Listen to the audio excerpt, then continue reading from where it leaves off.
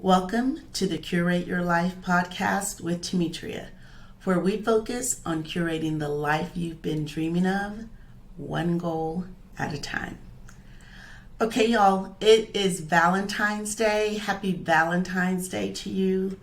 Or, as I used to call it and think about it, Happy Comparison Day. So I was not going to do a podcast this week. I am working on a series for you, and I was going to start that next week, and I didn't really have anything to talk about this week, I didn't think. And I also have been a little bit on the go, so I was just going to start the series next week and bring it to you starting next week. And it is a series on self-care and self-love. But what I decided was today is the perfect day to do it. So this is a little bit on the fly. It's going to be live, quote unquote live, because I'm not going to do a lot of editing. I'm going to record this for you. I've written out a few notes, and then I'm just going to get it up and out. So it's something to think about for now, and as we start to talk about self-care and self-love in the series next week. So I want to talk to you about Valentine's Day because for me, for a long time, it was a day of comparison. I worked in an office for an insurance company for years, and everyone, in my mind, everyone would get flowers on Valentine's Day.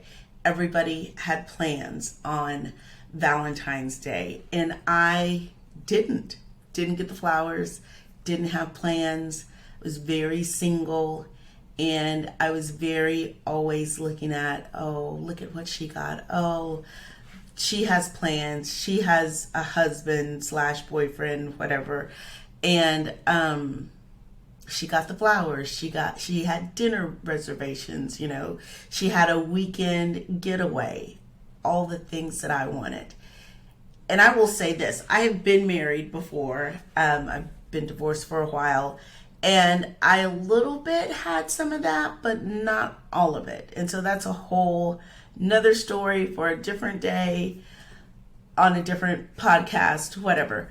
But it was comparison day for me. It was a lot of looking around and seeing what everybody else was doing, getting, having, that I felt like I didn't have. One day, I decided that I was going to have a Valentine's Day and appreciate what I did have. And I have always had, I feel blessed to say that I've always had really good girlfriends. So we decided to have a dinner. This was before the Valentine's Day term was coined. But we had a dinner, we hung out, we had a good time. I'm not gonna lie, there may have been a little bitterness behind it to start with. It was, they have all of this, and if we don't, we can still get together. And we were not man haters, but I think we had some things to talk about and some issues other than just celebrating friendships. But when it came down to it, that's what we were really doing. We got past the bitterness, past the what we don't have, and we celebrated the friendships that we had. So we did that for a few years as girlfriends before Valentine's Day, and whoever coined that phrase, genius. But one of the main things was getting past the block of only seeing what I didn't have and what I wanted and what other people were doing, and really appreciating what I had and what I could give myself, because it eventually turned into looking at what I had and being appreciative of that and understanding that everything is not going to look the same, right? We're not all going to have the same experience. Even if you're married, it's not going to look the way somebody else is. And for now, we're just talking about really Valentine's Day, but really life, it's not going to look the same. So I realized that, and understanding that was so eye opening and good for me, because I was in a place where I was just looking at all the things that I wanted that I didn't have. And that made me feel bitter. It made me feel less than, made me feel sad. It made me feel like I was missing out. But when I started to get together with my girlfriends, and when we started to celebrate our friendships and just take care of ourselves and celebrate ourselves, I realized what I had and how lucky I was and how important friendships were in general. When I really started to look at Valentine's Day differently was when I was sitting in my office one day. Actually, I was sitting in a cube. I didn't have an office anymore, but I was sitting in a cube. And in my cube, I posted a ring from James Avery that I wanted. And I just tore it out of the catalog and I put it up. And I don't even know how long I had it there, but I knew that it was something that I wanted. And I was going to get it as a celebration or as a reward for reaching a goal or whatever. But I liked the ring. I had seen it in a catalog before, and I forgot the name of it, and I forgot exactly what it looked like and how much it cost. So when I got a new catalog and it was in there, I took the page out and put it up so I would know what it was, because I wanted that ring. So I was sitting in my cube. I don't even know what day of the week it was, but it was a weekday, and it was Valentine's Day. And I looked at that ring and I thought to myself, I'm getting that for me for Valentine's Day. I'm going to give myself jewelry for Valentine's Day. And I was thinking about this at work. I knew where the James Avery was. And so my plan was to swing by after work and buy my ring, right? And get it for myself. So I did that. But as I was thinking about that, stopping by on the way home from work and picking that up, I decided that I was also going to make myself dinner. And so I planned out a little menu, and after work I left, stopped by James Avery. And here's one of the best things. So the lady who was helping me, I walked in and I said, I want this ring. And you told her my size, and I was looking around, and while I was there, I found several other little rings. They're stackable. And I decided that I really wanted those too. I said, I'm going to take these as well. And whatever she said made me realize that she thought I was there picking up my gifts on somebody else's behalf, because she said something like, oh, you get to get exactly what you want. That's a good way to do it. And I could just tell what was working in her mind and what she thought. And I said, oh, no. This is my gift to myself for Valentine's Day. And I am leaving here and I'm going to swing by the store, and I had steaks and asparagus and sweet potatoes. I do remember that, and wine. And I'm picking up things and I'm making myself dinner. And she's like, that's just fantastic. I'm like, yeah, you know what? I'm doing exactly what I want. I'm getting exactly what I want for myself, and I'm going to enjoy it. I also got myself flowers. And it was a lovely, lovely day. And a couple of things. First of all, that was the first time I did that, but that was not the last time.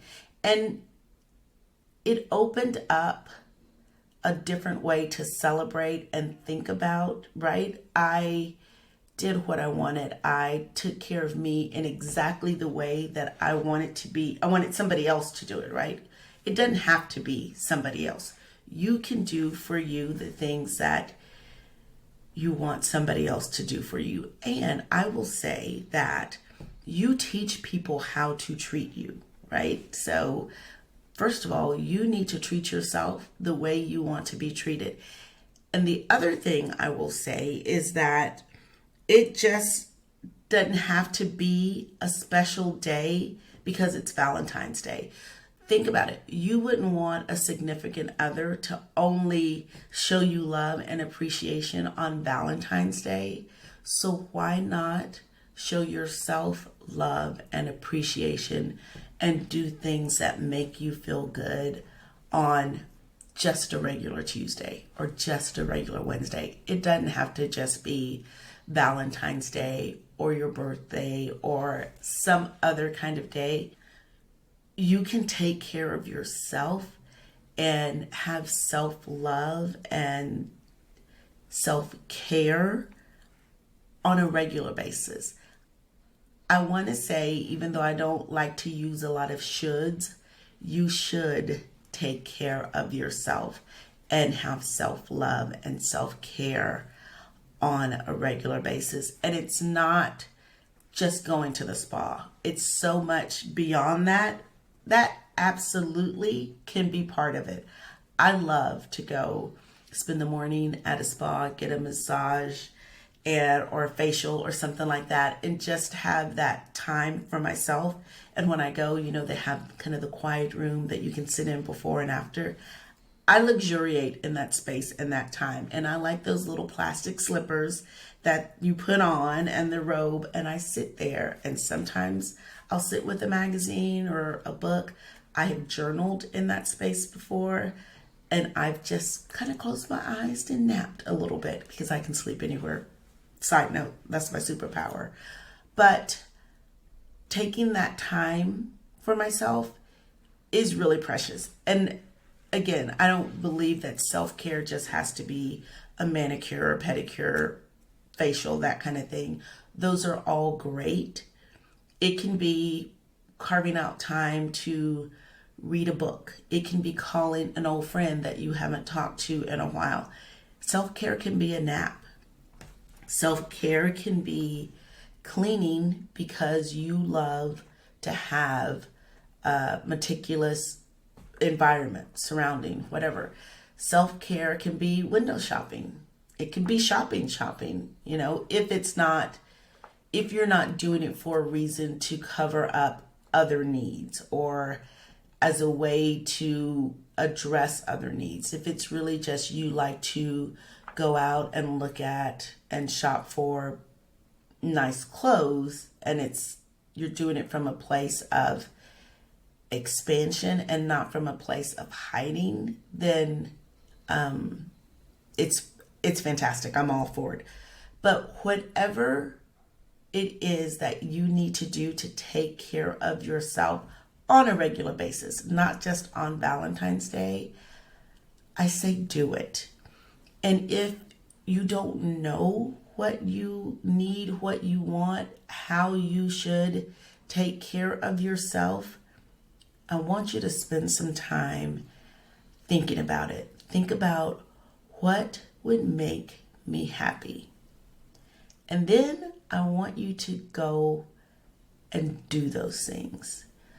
That really is the Curate Your Life program, the Curate Your Life philosophy.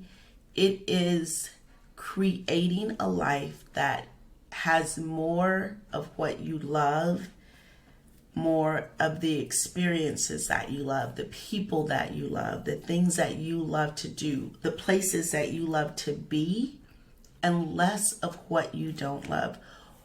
As normal adult citizens of the world, we have some obligations. You don't have to do anything. There will be consequences. You don't have to do anything. So there will be things that you feel obligated to do to pay your bills, to be a productive member of society. But you have to ask yourself or remind yourself the reason that you're doing them. You go to work every day, even though you don't always maybe want to go, because you do want to have a lovely place to live. You do want to have the wardrobe that you want to have, right? You want to have the vacations that you want. So there is a trade-off, but remember why you're doing them. And as much as possible, do them in the mindset of, I am choosing to do this because, and you like your reasons. And if you absolutely can't get there, that's one reason that we should talk, to help you develop the mindset to Love the life that you're living. And if you can't love that life that you're living, let's get you to a life that you can love and that feeds your soul. I want people, women especially, to wake up every day and to be excited about the life that they're living, to have some joy in their days and their weeks and their months, to not just be going through the motions, killing time, wishing for something else, wishing for something that somebody else has. I want you to love your life. So if you're in a space where you don't love the life that you're living, if it's not everything that you want it to be, schedule a consultation with me. That is what the Curate Your Life philosophy is all about. And listen, on Valentine's Day, yes, you can absolutely take care of yourself. But if what you really want is a relationship, go out and find one. Work on that. There's absolutely nothing wrong with that. And I'm not advocating for being alone, being single. I am advocating for being happy and creating your happiness. So if part of that is you want a relationship, absolutely go get it. Go get yourself a fantastic one. I wholeheartedly believe in that. So if that is part of the life that you want to create, do it. Do it all. And if you want to continue the conversation with like-minded women, come over and join the Curate Your Life Facebook group. Until next time.